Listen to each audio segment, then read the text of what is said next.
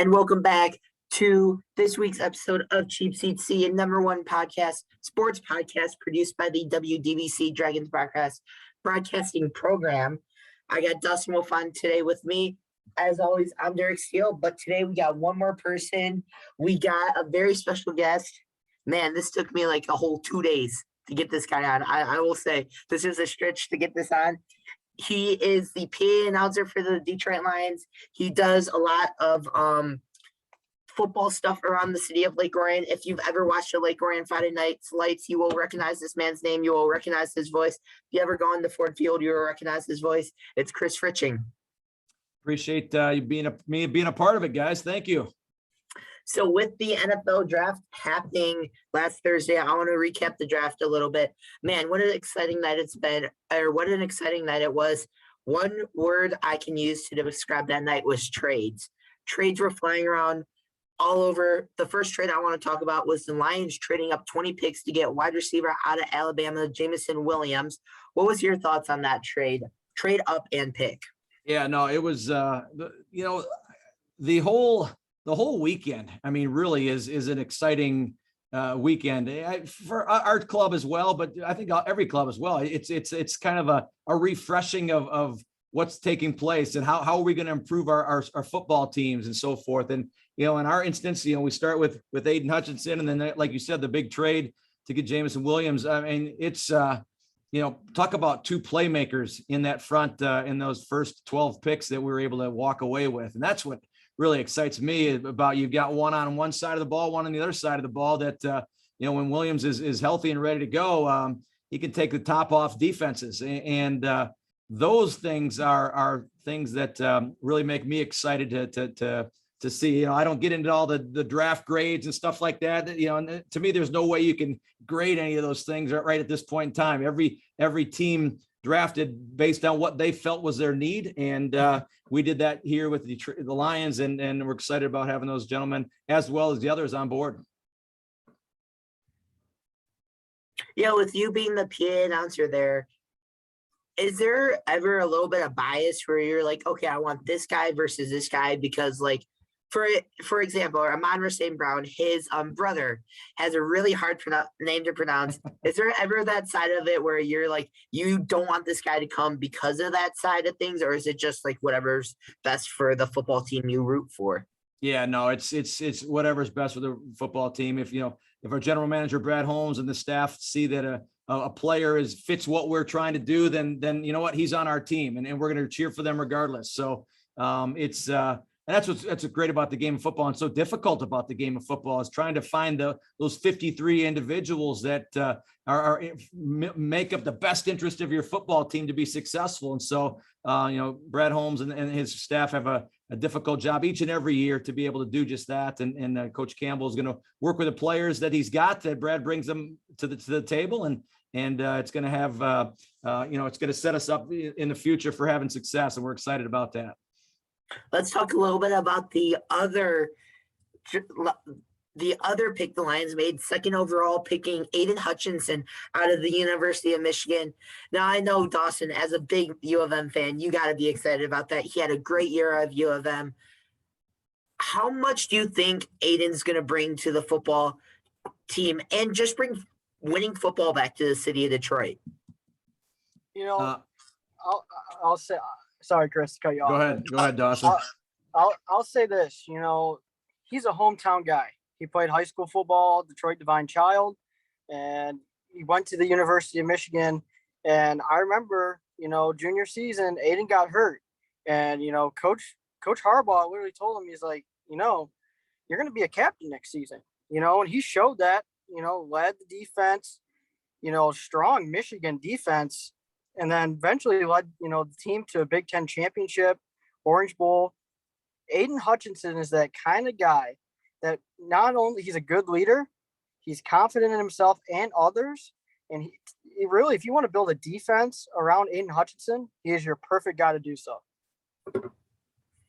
Yeah, I mean, you're right. A guy that's going to get after the quarterback and find a way, and just that relentless motor that you need to see out of those edge rushers. And that's going to be really a nice addition to not only what we had on the squad, but already, but Romeo Cora and Charles Harris and such, but Josh Paschal, who we drafted a little bit later on in this draft, those edge rushers that can hopefully collapse the pocket from the outside in and you get a good push up the middle with some defensive tackles. And it makes it difficult for a quarterback to step up and throw. And so, that's, I think defensively, that's where it starts. You got to find a way to disrupt the quarterback's timing and the footwork and the sight lines to be able to throw downfield. And those individuals, I think, will be able to do that. Started with Aiden Hutchinson. You brought up the next player I want to talk about, the Kentucky defensive tackle, Josh Paschal, taking him 46 overall. We got that pick from the Vikings, trading back from 34 overall. I just want to get your thoughts on that Vikings trade. Obviously, we still got a second round pick. Who do you think honestly won that trade, or do you think it was pretty even? I heard Brad Holmes say that each team that he felt won. And that's just it. You just don't know now. You can't make those grades right now until you see these players progress. You probably don't really have a true grade, in my opinion, on any of them until 2 or 3 years down the road. You see how they develop and how they fit in with that particular team. So that's why I said earlier, as far as draft grades early on, I don't really know that says much, because everybody who's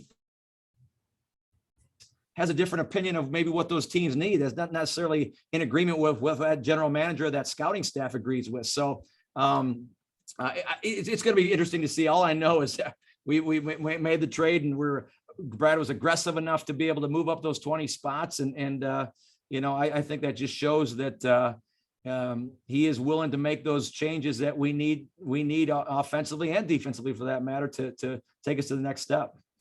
I know we talked about this a little bit even before the podcast got started. Just was there any signs that there was a possibility of the Lions trading up from Brad, from anyone on the scouting team, or was it just a blindside day of type of trade that happened to move up those 20 spots? Yeah, you know what?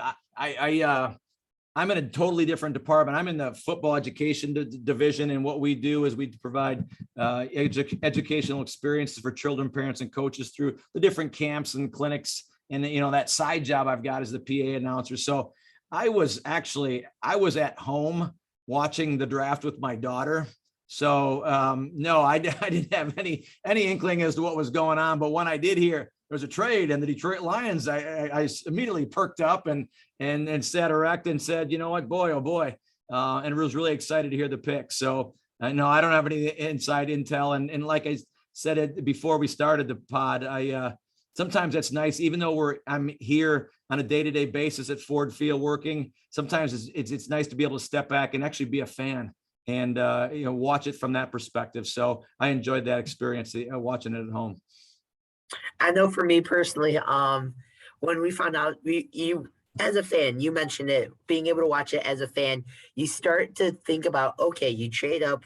Who are you trading up for? Because I know Chris Olave was just taken off the board, and Garrett Wilson was just taken off the board. 2 really good Ohio State wide receivers. So for me personally, it really blindsided me that we took Williams. I was really expecting it to be a quarterback. I know we can talk a lot about the quarterbacks in this draft class, but let's talk about Kenny Pickett. Do you think Pickett will be the week 1 starter for Pittsburgh?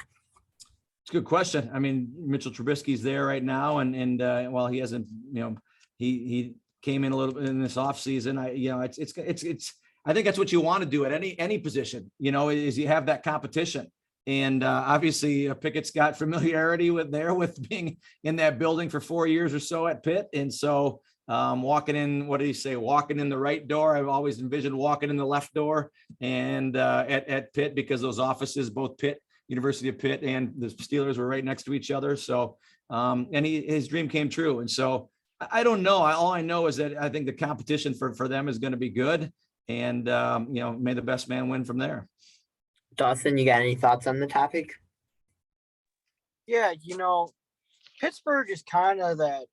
They're really in favor of that QB style pocket passer. They like Ben Roethlisberger. He was really good from the pocket. He wasn't really good when he got outside, but Kenny Pickett is kind of like a spitting image. He loves to throw in the pocket. loves to branch it out, uses tight ends. And, they got so many weapons in Pittsburgh. You got Chase Claypool, and, well, they just got rid of Juju, but they have so many up and coming guys. I think Eric Ebron's still there, if I remember correctly. But at the end of the day, it's kind of just like Aiden Hutchinson in Detroit. He had ties to, the surrounding Metro Detroit area. Kenny Pickett, Pittsburgh quarterback. Now he's back at home with the Pittsburgh Steelers. It works hand in hand. I'll even put this out there. Kenny Pickett's going to get Steelers fans back interested.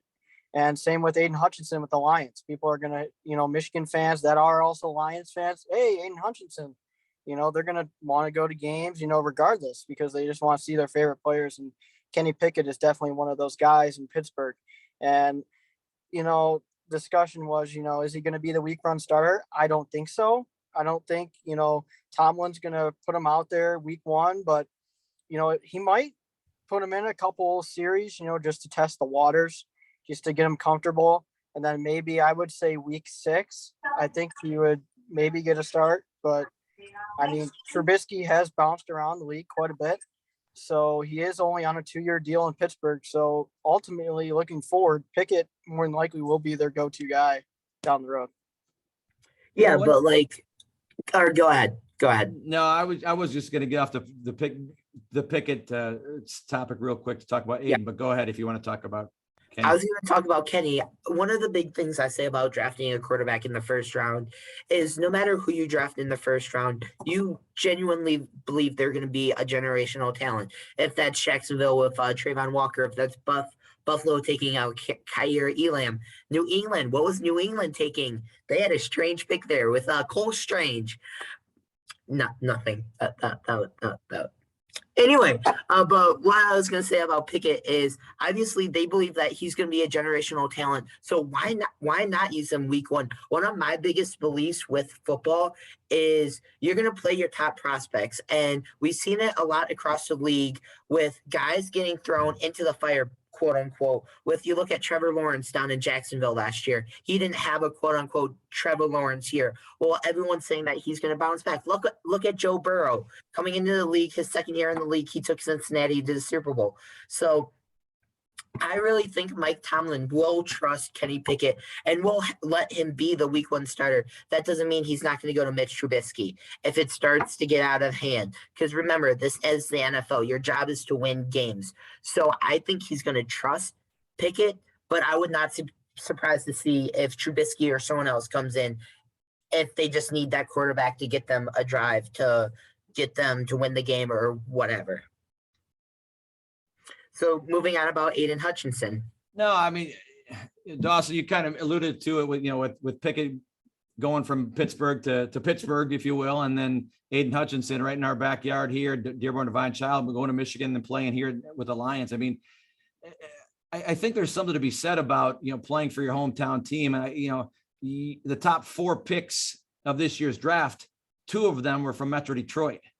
And that's pretty cool to if you step back and take a look at that.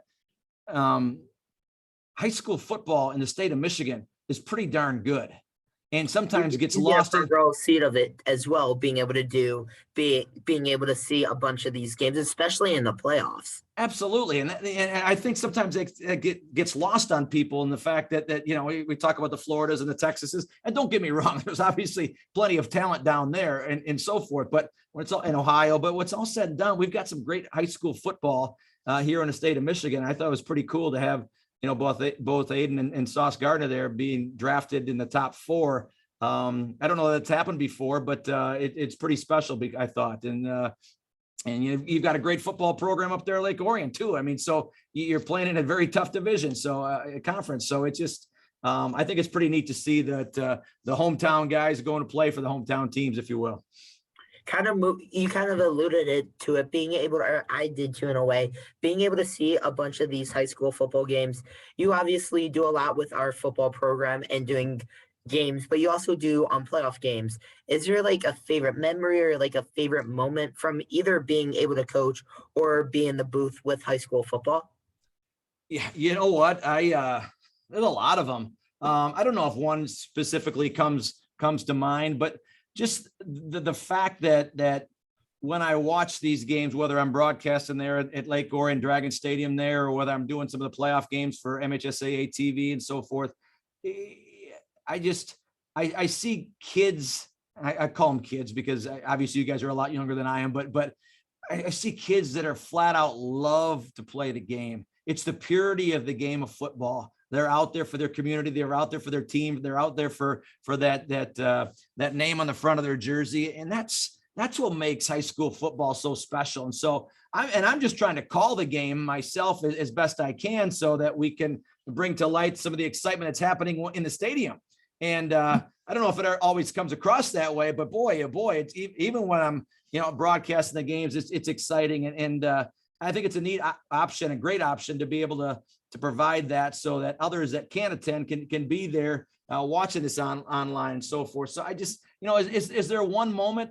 Not necessarily, but if I had to pick a game, it's probably the last game we did, the Detroit King Mason game in the, state semifinals last year.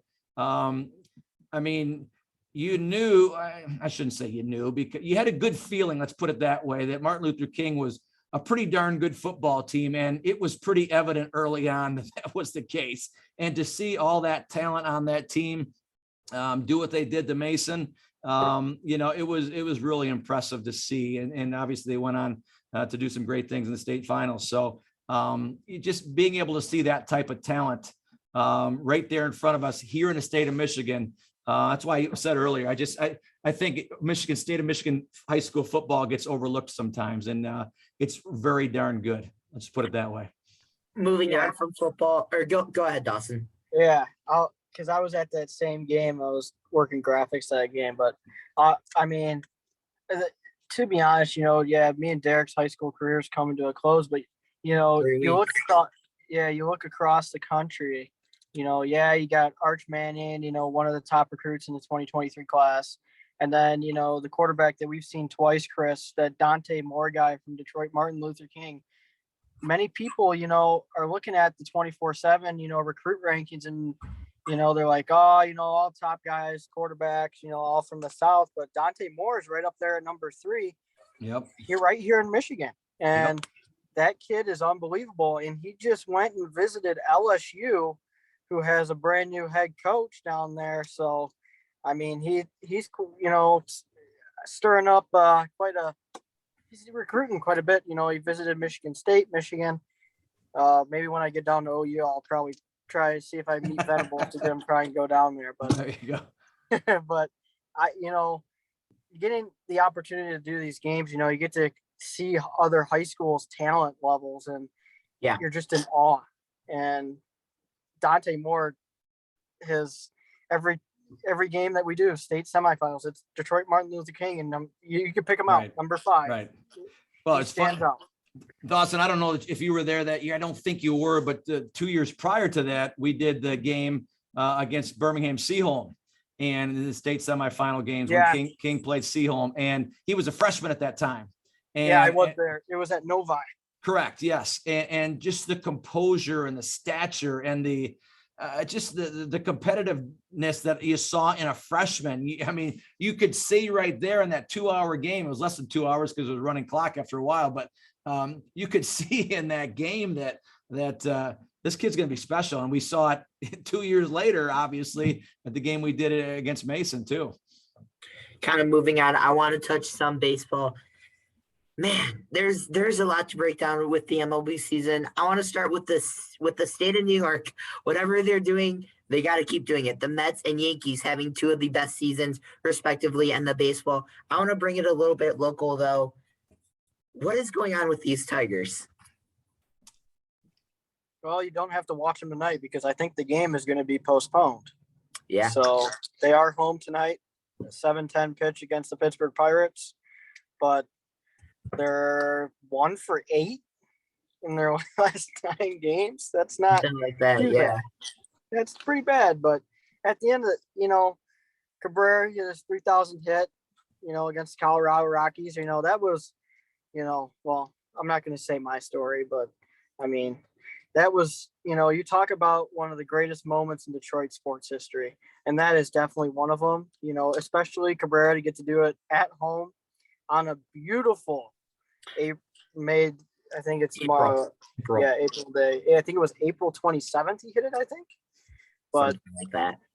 yeah, but I haven't seen a sold out crowd at Comerica Park since like 2014. It was And crazy seeing all those people in the stands. And like I have friends who went to the game and just, seeing videos and seeing like, you get it. You see it all over social media, you see it on Twitter, you see it wherever, and just seeing all of those people sitting there. But let's talk about Dan Dickerson for a second with that call. Man, he's had some legendary calls in his career. I don't think any of them he would say would top that 3,000 hits moment. He handled that like a professional he had a great moment there.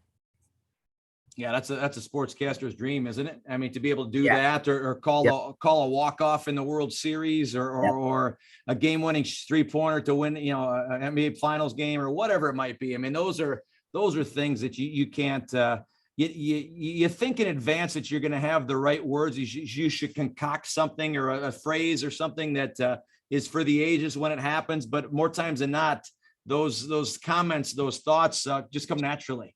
And they should come naturally, really. Otherwise, it comes across as fake. And you're right. Dan did a great job with that, and it's pretty neat to see. I'm sure you've seen the things online where the video of him on camera while he's making the call. I mean, those are pretty special too. And so he sits like he's not up in his chair, jumping around like a little kid. He's sitting there like it's any other at bat in anyone's career. He's sitting there and he's just composed. Yep.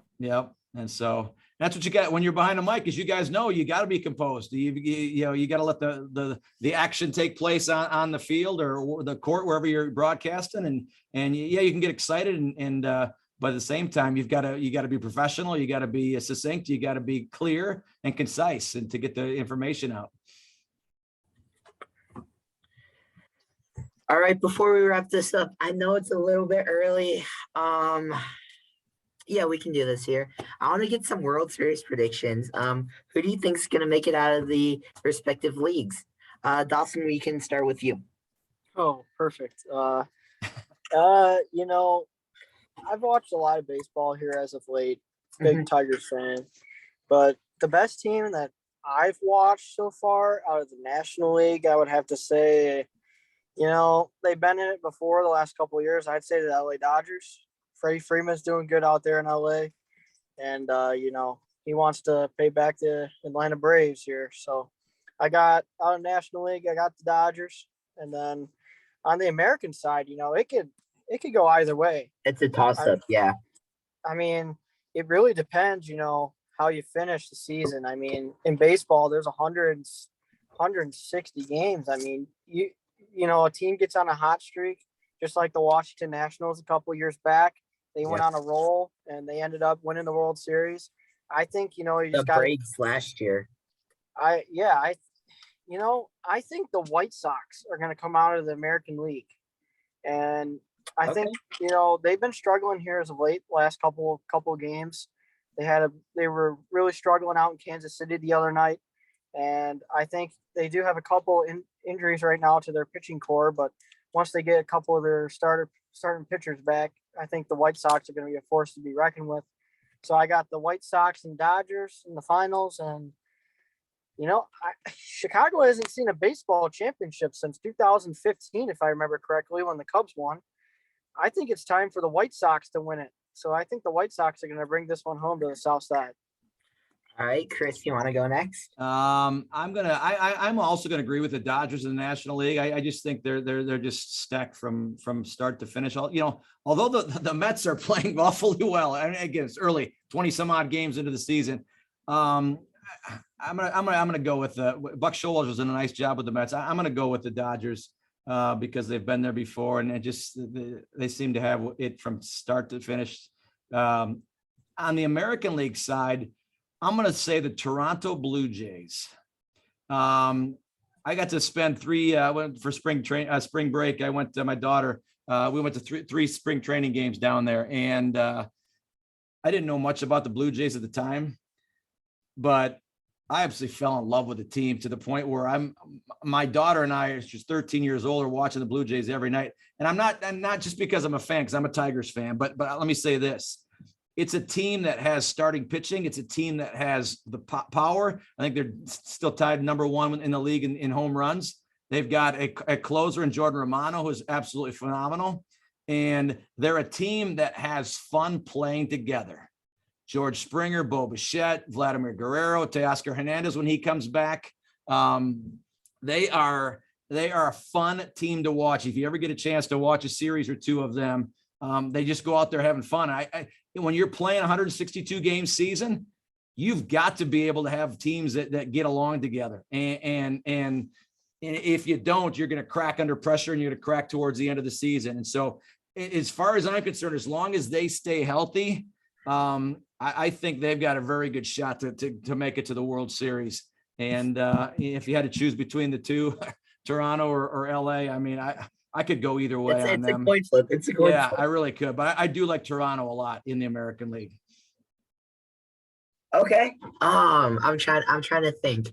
We've obviously talked a lot about the Dodgers. You touched on the Mets a little bit. I want to talk about one more team that's gotten out to a quick start. The San Diego Padres. They are currently tied for the league in the National League West with the Dodgers. So you could make an argument about the Padres. I'm going to agree with both of you. I'm saying the Dodgers come out of the National League. The American League, man, I think that's a coin flip. It kills me to say it. I don't see. You're going to say the Yankees, aren't you? I don't see anyone being able to top the Yankees, man. What they've been able to do, it kills me. As a baseball fan, I've grown up around baseball. I hate the Yankees just as much as the next person. But seeing what they've been able to construct in New York, they didn't get out to the best start. Now they have one of the best records in baseball. I gotta say, Yankees, Dodgers, Yankees World Series. It's gonna kill me a little bit inside to see that. I got the Dodgers coming out on top of them on that one. I think the Dodgers, they're just a super team. I think baseball's equivalent to what the Warriors were in the 2010s with Curry, Kevin Durant, and Klay Thompson. So I see the Dodgers coming out. Let's review the tape in 6 months, see what we say. Yeah, I'll say this. I predicted the Big Ten championship winner. He did. I mean, I've picked, I don't even know. I got the Colorado Avalanche winning the Stanley Cup. I mean, We'll see how it goes. this would And be funny before if I we do actually get wrap this up, right. it has officially been announced the Tigers game has been postponed. It will be made up tomorrow as a straight through doubleheader against the Pittsburgh Pirates. So I guess Dawson called that too. So we might need to start listening to Dawson a little bit more. With that being said, that will wrap up this episode of Cheap Seats. I want to thank Dawson and give a big thanks to Chris Fritching for joining me on this episode. Chris, before we go, I got to ask you one favor. Okay, what you For this got? favor, you have to give us a Motown It's Third Down. Oh, really? Wow. You have to do it. I'm here at Ford Field, but I'm not in my PA announcer's booth. All right, let's see here. Motown, it's third down. Mr. Smith is saying that's iffy. Yeah, well, Mr. Smith can go back to class, okay? All right. And with that being said, that will wrap up this episode of Cheap Seats. I want to once again thank both my guests on for being with us. Make sure to stay tuned for next episode when we break down the NBA playoffs and we break down the NHL playoffs. Until then, we'll see everyone later.